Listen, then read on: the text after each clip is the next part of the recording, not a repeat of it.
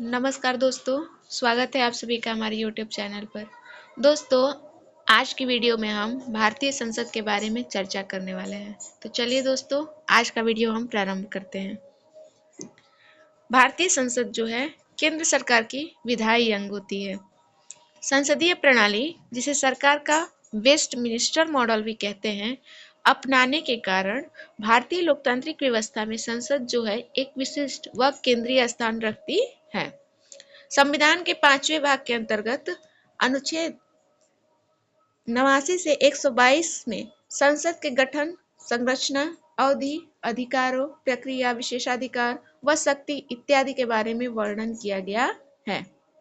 संविधान के अनुसार भारतीय संसद के 3 अंग हैं: राष्ट्रपति, लोकसभा व राज्यसभा।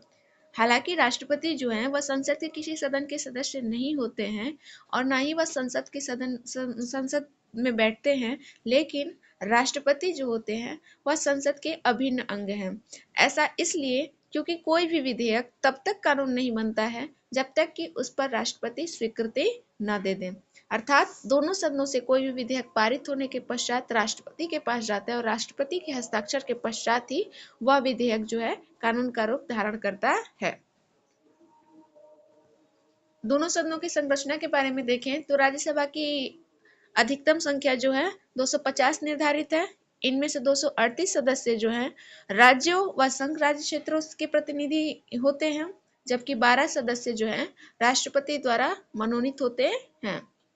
वर्तमान में राज्यसभा में 245 सदस्य हैं, जिनमें से 225 सदस्य जो हैं राज्यों का प्रतिनिधित्व करते हैं, 8 सदस्य संघ राज्य क्षेत्रों का प्रतिनिधित्व करते हैं, वहीं 12 सदस्य राष्ट्रपति द्वारा मनोनीत होते हैं। लोकसभा की अगर बात करें तो लोकसभा की अधिकतम संख्या जो है 552 निर्धारित की गई है। इनमें से 530 राज्यों के प्रतिनिधि होते हैं, 20 संघ राज्य क्षेत्रों के प्रतिनिधि होते हैं, वहीं 2 सदस्य जो होते हैं राष्ट्रपति एंग्लो इंडियन समुदाय के होते हैं, जो जिन्हें राष्ट्रपति जो है मनोनीत करते हैं। वर्तमान में लोकसभा के 545 सदस्य हैं, जिनमें 524 सदस्य राज्यों के और 19 सदस्य जो हैं संघ राज्य क्षेत्रों से और 2 सदस्य राष्ट्रपति के द्वारा नामित एंग्लो इंडियन हैं। अगर सदस्यों की योग्यता की बात करें तो वह भारत के नागरिक होने चाहिए।